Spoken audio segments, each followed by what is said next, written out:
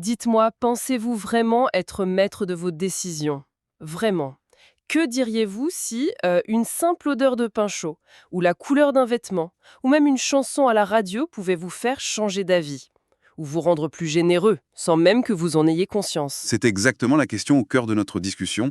On aime tous penser qu'on est au volant, qu'on est des êtres rationnels. Oui, qu'on contrôle. Exactement. Mais la psychologie sociale, elle passe son temps à nous montrer qu'on est surtout des passagers, influencés par une multitude de forces invisibles. Et c'est tout le sujet du livre qu'on explore aujourd'hui. Manipuler et séduire de Nicolas Guéguen. Alors, attention au titre, hein, qui peut sembler Sulfureux. un peu provocateur, oui, c'est ça. Ce n'est pas un manuel pour devenir un manipulateur machiavélique. C'est plutôt une plongée fascinante, basée sur des dizaines d'expériences scientifiques dans les coulisses de nos comportements. L'idée, c'est de décrypter ce qui nous pousse à dire oui alors qu'on pensait non. Tout à fait. Le postulat de Guéguen est simple. Nos décisions sont rarement le fruit d'une pure logique. Elles sont le résultat d'un contexte, d'émotions, de signaux qu'on capte sans même s'en rendre compte. Comprendre ces mécanismes, c'est pas forcément pour les utiliser sur les autres, c'est d'abord pour comprendre comment ils s'exercent sur nous. C'est une question de lucidité en fait. Commençons par la baise. L'outil le plus simple et, d'après le livre, le plus sous-estimé. Le sourire. J'ai été frappée par un chiffre. En moyenne, on ne sourirait que 7 fois par jour. 7 fois. Ça me paraît dérisoire. C'est incroyablement peu, surtout quand on voit sa puissance. Un sourire, ce n'est pas juste un signe de sympathie. Les études montrent qu'une personne qui sourit est perçue comme plus belle, plus intelligente et même plus digne de confiance. Ah oui, tout ça à la fois. C'est un signal social universel d'ouverture. L'expérience dans le livre, celle de la jeune femme dans un bar, elle est bluffante. Sans sourire, elle est abordée par 20% des hommes qui la remarquent. D'accord. Si elle leur adresse un simple sourire, on passe à 60%. 60%. C'est un changement radical. Le sourire dit simplement « l'approche est autorisée ». Voilà. Et ce qui est fou, c'est qu'il y a une science du vrai sourire. Le livre parle du sourire de Duchesne, celui qui engage aussi les petits muscles autour des yeux. Exactement. C'est ce sourire-là qui est perçu comme authentique et qui a le plus d'impact. Un sourire purement commercial, juste avec la bouche, on le démasque assez vite, non? On le sent, oui, tout à fait. Et cette authenticité perçue, elle a un effet contagiant. C'est là que ça devient vraiment intéressant. Une expérience a été menée dans un escalateur. Un complice souriait aux personnes qui montaient. Arrivé en bas, un autre complice laissait tomber une pile de dossiers. Et alors? Eh bien, les personnes qui avaient reçu ce sourire quelques secondes plus tôt étaient beaucoup plus nombreuses à s'arrêter pour aider. Incroyable! Le sourire a en quelque sorte amorcé un comportement altruiste. C'est une contagion émotionnelle positive. Cette idée de contagion, de réaction en chaîne, on la retrouve en version puissance 1000 avec un autre principe fondamental, la réciprocité. L'idée de renvoyer l'ascenseur. Ah oui, Ce n'est pas juste une expression, c'est presque un réflexe social. c'est un des piliers de la coopération humaine, ancré très profondément en nous. Quand on reçoit quelque chose, même un tout petit cadeau non sollicité, on ressent une sorte de dette psychologique, une tension qui nous pousse à vouloir rendre l'appareil. L'expérience de Dennis Regan dans les années 70 est un classique. Un participant à une étude reçoit ou non un Coca-Cola de la part d'un complice. Attendez, et ce qui m'a le plus surprise dans cette histoire, c'est que ça marche même si le complice qui offre le soda s'est montré désagréable juste avant. Exactement, c'est ça qui est contre-intuitif. On pourrait penser que notre sympathie pour la personne l'emporte, mais non. Mais non, plus tard, le complice demande aux participants de lui acheter des billets de tombola. Ceux qui ont reçu le coca en achètent 2 fois plus, que le complice ait été sympa ou pas. La pression de l'obligation de rendre est plus forte que l'appréciation personnelle. On ne rend pas service parce qu'on aime la personne, on rend service parce qu'on a reçu quelque chose d'elle. C'est quasi automatique. On le voit tous les jours. L'exemple du serveur qui apporte 1 ou 2 bonbons avec l'addition est parfait. Un seul bonbon et le pourboire augmente de 3%. 2 bonbons, il grimpe de 14%. C'est énorme. Et c'est une stratégie commerciale redoutable basée sur ce principe de dette minuscule. Absolument. Comme cette autre expérience sur la politesse. Un type bloque le passage devant une porte. S'il s'excuse, la personne qui passe derrière lui sera beaucoup plus encline à aider un inconnu juste après. S'il ne s'excuse pas, l'aide disparaît presque. C'est fou comme un micro-événement peut changer notre comportement juste après. On l'a toutes et tous vécu, hein. Quelqu'un nous bouscule sans s'excuser dans le métro, Et 5 minutes après, on est beaucoup moins patient avec la personne qui nous demande son chemin. C'est un poison social, en fait. On voit bien que notre altruisme est incroyablement fragile. Il peut être activé ou désactivé par des détails qui nous semblent insignifiants. D'accord, donc ça c'est la couche un peu invisible de l'influence, mais le livre aborde aussi des techniques beaucoup plus conscientes. Prenons la flatterie. On se croit tous immunisés, on se dit je vais le voir venir gros comme une maison, mais apparemment, pas tant que ça. Non, car notre ego est une cible facile. Même si une partie de notre cerveau se méfie et se dit attention, manipulation, le plaisir d'entendre quelque chose d'agréable sur soi est une récompense émotionnelle si immédiate qu'elle l'emporte souvent. C'est plus fort que nous, en quelque sorte. C'est ça.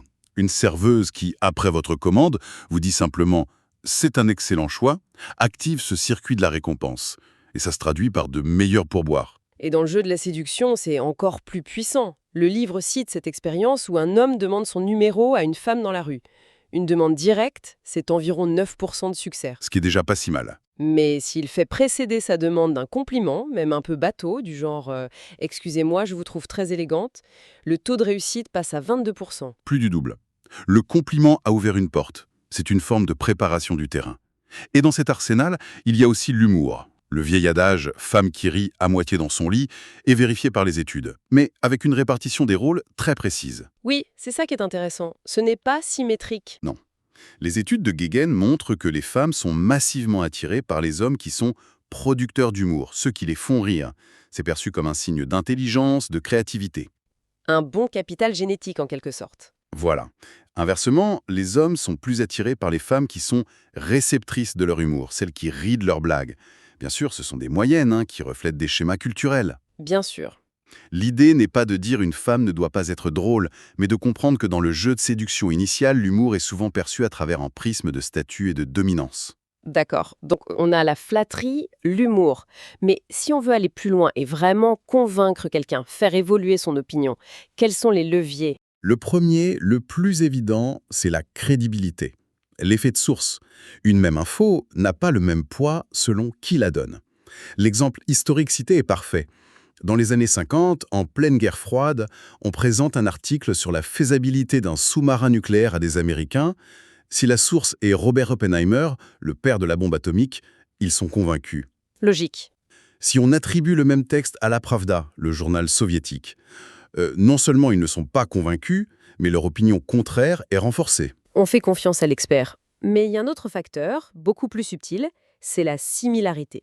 L'idée qu'on est plus facilement convaincu par quelqu'un qui nous ressemble. Le livre parle de l'effet caméléon, cette technique d'imiter discrètement les gestes de son interlocuteur. Ça me paraît presque trop simple pour être vrai. Et pourtant, c'est redoutablement efficace. Si votre interlocuteur se gratte la joue, vous vous grattez la joue quelques instants plus tard. S'il se penche en avant, vous faites de même. Ça crée un lien non verbal, une sensation inconsciente de familiarité, de « cette personne est comme moi ». Et cette familiarité nous rend beaucoup plus réceptifs à ses arguments. Alors là, il y a un point dans le livre qui m'a complètement prise à contre-pied. J'ai toujours cru que pour être convaincante, il fallait parler posément, prendre son temps. Or, Guéguen dit tout l'inverse, il faut parler plus vite. C'est vrai que c'est paradoxal, mais les études montrent qu'un débit de parole un peu plus rapide que la moyenne, autour de 190 mots par minute, augmente la perception de crédibilité. Inconsciemment, on se dit que la personne qui parle vite maîtrise tellement son sujet qu'elle n'a pas besoin de chercher ses mots. Elle est perçue comme plus intelligente, plus sûre d'elle. D'accord, c'est un raccourci mental. Vitesse égale compétence. Exactement. Jusqu'ici, on a parlé de comportement, de mots, mais le livre va encore plus loin, dans des territoires beaucoup plus primitifs.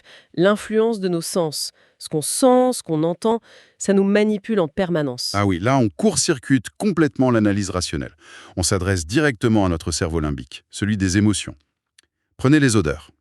Une simple odeur agréable, comme celle d'une boulangerie, Le pain chaud? voilà, ça nous met de meilleure humeur, et cette bonne humeur nous rend plus serviables. Dans une expérience, près d'un commerce qui diffuse une odeur agréable, 57% des gens acceptent de donner de la monnaie à un inconnu.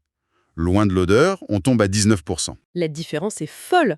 Et ça marche aussi pour la séduction, ce qui est encore plus troublant. Le simple fait d'être dans une galerie commerciale parfumée rend les femmes plus enclines à donner leur numéro. Oui, comme si la bonne odeur était inconsciemment associée à la personne. Et le même principe s'applique à la musique.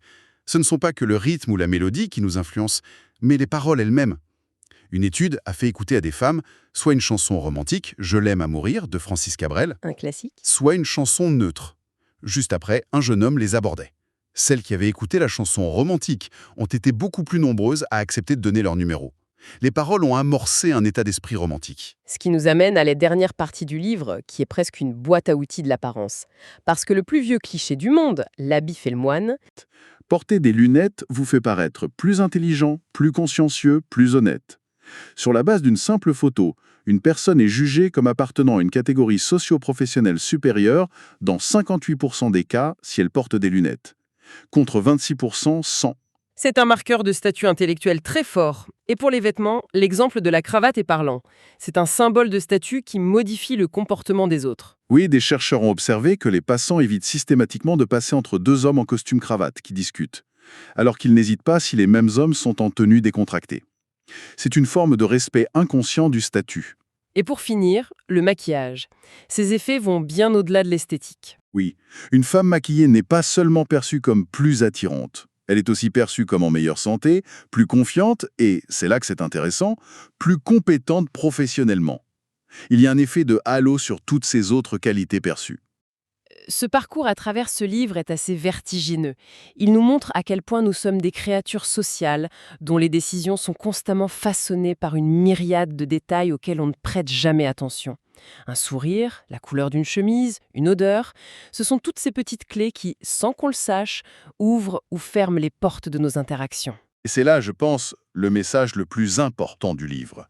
Le but n'est pas de distribuer des recettes pour devenir un manipulateur. Le but, c'est d'acquérir une meilleure lucidité.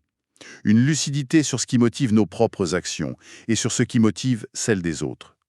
Comprendre ces mécanismes, c'est se donner le choix. Le choix de ne plus être une marionnette dont les ficelles sont tirées par le contexte. C'est reprendre un peu de contrôle. C'est une forme de liberté finalement. Pour conclure, une pensée à méditer qui est vraiment dans l'esprit du livre. La prochaine fois qu'une personne vous semblera particulièrement convaincante ou séduisante, prenez une seconde. Demandez-vous, est-ce que ce sont seulement ces arguments qui me touchent ou est-ce que c'est aussi cette subtile alchimie de son débit de parole rapide, de sa posture qui imite la mienne et de ce compliment qu'elle m'a glissé il y a 5 minutes? La réponse pourrait bien vous surprendre.